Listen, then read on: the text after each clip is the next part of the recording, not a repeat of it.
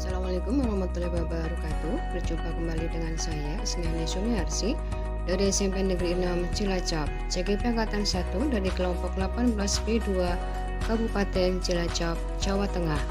Pada kesempatan kali ini, saya akan menyajikan koneksi antar materi modul 3.1, pengambilan keputusan sebagai pemimpin pembelajaran.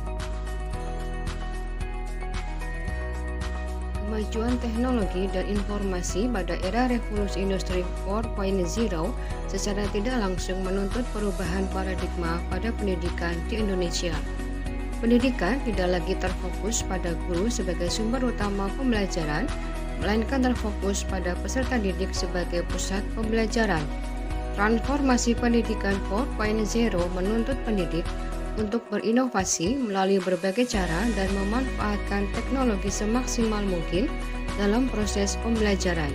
Di era transformasi pendidikan 4.0 diperlukan pemimpin transformasional. Siapakah pemimpin yang dimaksud? Guru sebagai pemimpin pembelajaran adalah manajer atau motor penggerak bagi muridnya. Sebagai pemimpin pembelajaran, guru harus mampu mengubah energi, sumber daya, baik manusia, instrumen, maupun situasi untuk mencapai tujuan. Dalam kerangka lingkungan yang lebih egalitarian akibat kehadiran teknologi digital, guru sebagai pemimpin pembelajaran dapat menerapkan pratap triloka Ki Hajar Dewantara, yaitu Ingarso Sung Tulodo, Ing Madya Mangun Karso, Tutwuri Handayani. Ingarso Sung Tulodo artinya di depan memberi teladan.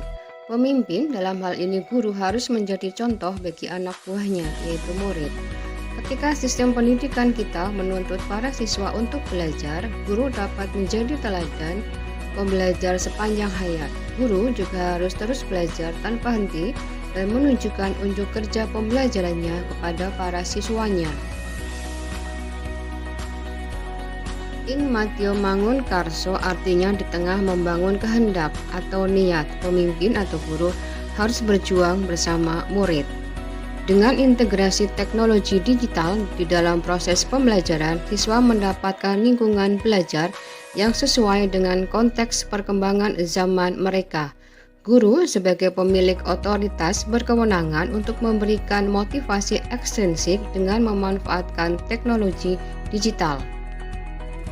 Tutwuri Handayani, dalam konteks kekinian, Tutwuri Handayani bukan semata-mata di belakang memberikan dukungan, tetapi juga tentang bagaimana guru memberikan ruang dan kepercayaan kepada siswanya.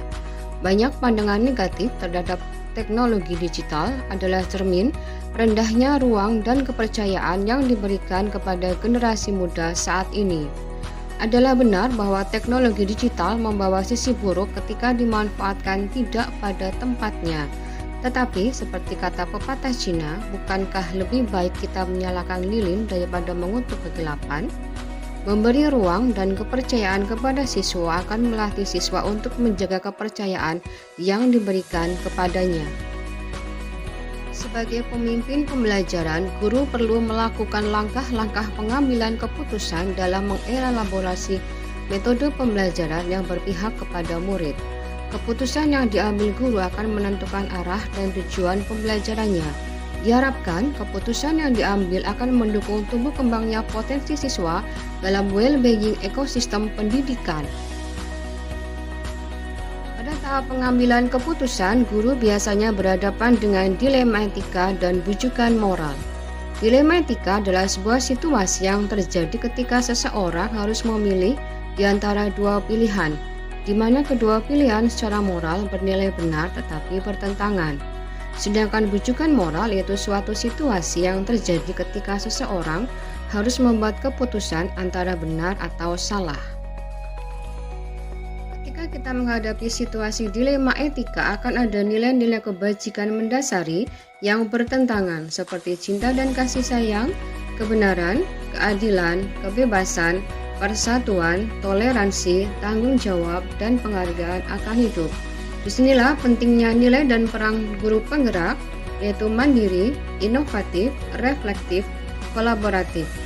Menggunakan nilai-nilai diri dalam mengambil keputusan secara sadar, kita sudah menciptakan masa depan yang ingin dialami.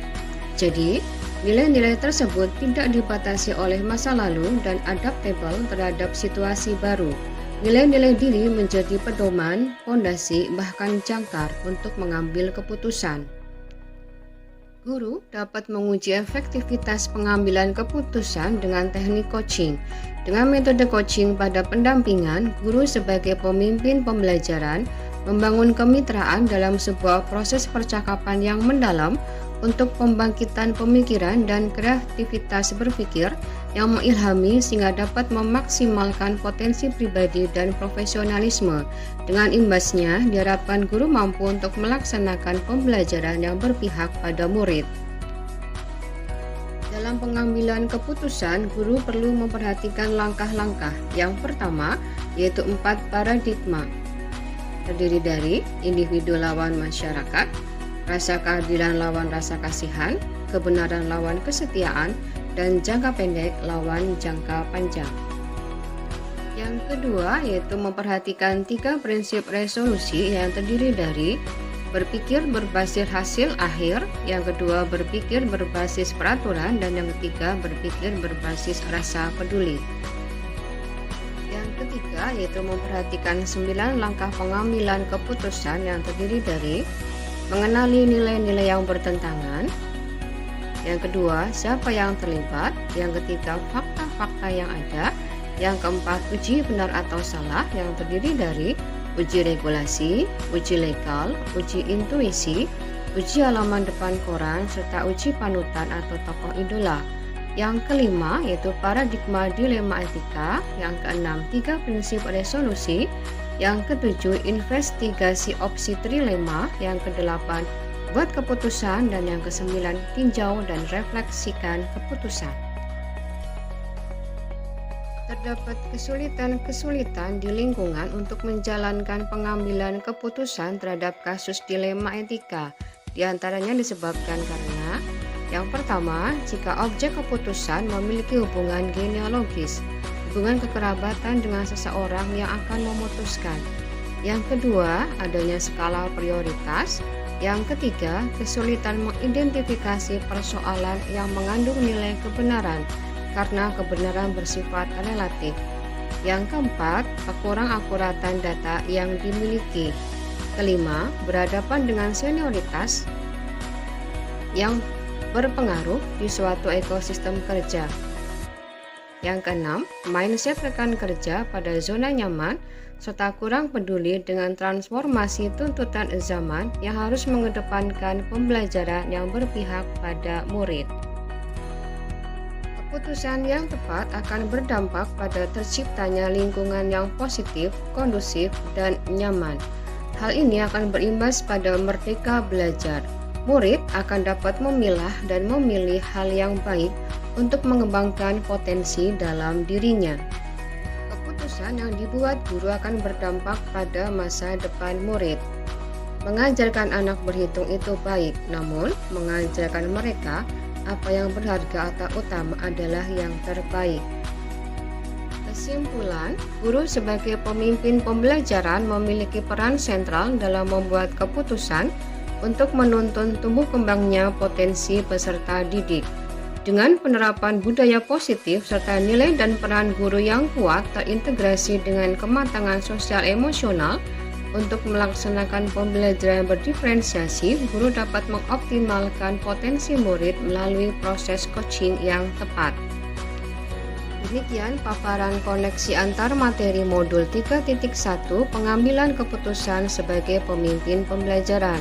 Semoga bermanfaat. Guru penggerak, merdeka belajar. Wassalamualaikum warahmatullahi wabarakatuh.